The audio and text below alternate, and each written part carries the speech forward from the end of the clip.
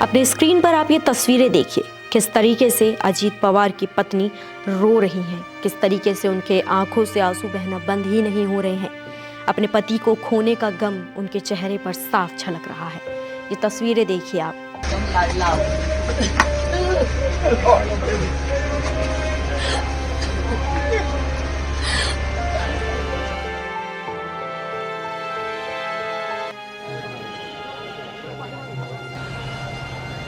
ये है अजीत पवार की बहन सुप्रिया सुले।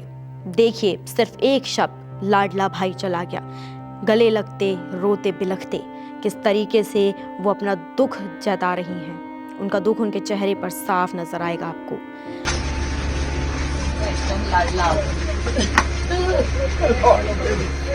बेटे जय पवार और पार्थ का भी कुछ यूं ही हाल है। तस्वीरों में आप देख सकते हैं, दोनों अभी अपने पिता के अंतिम संस्कार की तैयारियों में जुटे हुए हैं। चाचा शरद पवार और उनकी पत्नी दोनों को देखिए, दोनों के चेहरों पर जो दुख है वो साफ आपको दिखता नजर आएगा। दुख ऐसे झलक रहा है, प्लेन से उतरते ही उन्हें कोई भी होश नहीं रहा, उनकी जैसे कि सुध बुध ही खो बैठे हैं, ऐसा दोनों नजर आ रहे हैं। अजीत पवार के भतीजे को देखिए, रोहित को देखिए, ऐसे समर्थकों की भीड़ से निकलते हुए, चेहरा छुपाते, आंसू पोंछते हुए वो हॉस्पिटल के अंदर जा रहे हैं। आजू बाजू देखिए, हॉस्पिटल के बाहर समर्थकों की भीड़ लगी हुई है। सब अजीत दादा नहीं रहे, अजीत दादा नहीं रहे के नारे लग रहे हैं। अजीत दादा और एनसीपी कार्यकर्ताओं को एक बार आप देखिए, किस तरीके से एक दूसरे के गले लगकर नेता रोते बिलखते आपको नजर आएंगे।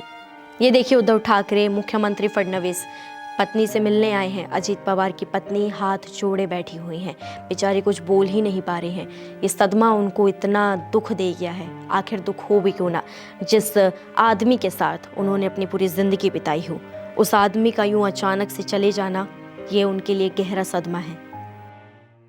आज की ये खबर सिर्फ एक नेता के जाने की कहानी नहीं है, ये एक बेटे, एक पति, एक भाई और एक परिवार के टूट जाने की कहानी है। अजीत पवार के निधन के बाद पूरा परिवार सदमे में है। घर में सन्नाटा है, आंखों में आंसू हैं और हर चेहरा दर्द से टूटा हुआ है। उनकी पत्नी सुनेत्रा पवार का रो रो कर बुरा हाल है। तस्वीरों में आप देखिए, कैसे खबर मिलते ही वो बदहवास हो गई, जमीन पर बैठ गई और कुछ पल के लिए सुध-बुध खो बैठी। जिस इंसान के साथ जिंदगी बिताई, उसका इस तरह अचानक चले जाना, ये सदमा शब्दों में हम तो क्या, आपको कोई भी बयान नहीं कर सकता। बेटे जय पवार और पार्थ पवार का हाल भी बुरा है। अपने पापा के बारे में ये खबर सुनकर उनको कोई ठिकाना ही नहीं रहा। दोनों बेटे रोते, परिवार को संभालते बिलखते नजर आए। दोनों बेटों ने कभी ये सोचा भी नहीं होगा कि जिस पिता ने उन्हें बचपन में अपने कंधों पर बैठाया, दुनिया दिखाई, आज उसी पिता की अर्थी को उन्हें यूं कंधा देना होगा।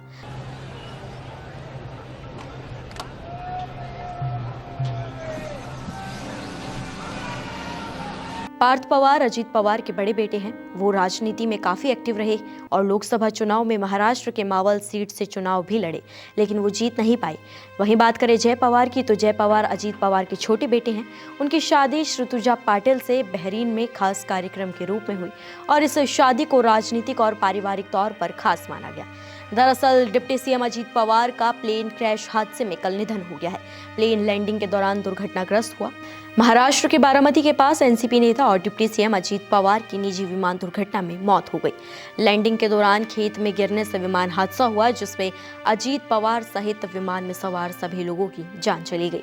जानकारी थी, हादसे में अजीत पवार बुरी तरह घायल हुए और उन्हें इलाज के लिए स्थानीय मेडिकल कॉलेज ले जाया गया था, लेकिन उनकी जान नहीं बचाई जा सकी। सूत्रों के मुताबिक विमान में 5 लोग सवार थे, जिनमें से किसी को भी नहीं बचाया जा सका। 5 के अलावा अजीत पवार भी थे, यानी कुल 6 लोग।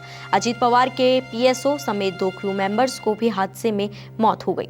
महाराष्ट्र की सियासत में एक अपूर्णीय क्षति है। सबसे दिल दहला देने वाला दृश्य उनकी बुजुर्ग मां आशा ताई का है। जिस वक्त ये हादसा हुआ, आशा ताई बारामती में अपने फार्म हाउस में टीवी देख रही थी। फार्म हाउस के मैनेजर के मुताबिक उन्होंने बस इतना पूछा, क्या दादा का एक्सीडेंट हो गया है? बेटे की मौत की खबर मां तक ना पहुंचे, इसके लिए टीवी केबल काट दिया गया, मोबाइल फोन फ्लाइट मोड पर डाल दिया गया। उन्हें यही कहा जाता रहा कि कुछ नहीं हुआ है। आशा ताई को लग रहा था कि शायद बेटे को हल्की चोट आई होगी, लेकिन जैसे ही टीवी पर बारामती अस्पताल ले जाने की खबर चली, माँ का दिल जैसे सब समझ गया। वो किसी की नहीं सुन रही, बस यही कहती रही, मुझे दादा से मिलना है। आखिरकार उन्हें बारामती के बंगले तक ले जाया गया। वहीं बात करें चचेरी बहन और सांसद सुप्रिया सुले की, तो उनका भी रो रो कर बुरा हाल है। वीडियोस में आप देखिए कैसे आंसुओं के बीच उन्होंने बस इतना कहा, लाडला भाई चला गया। सुनिए एक बार ये।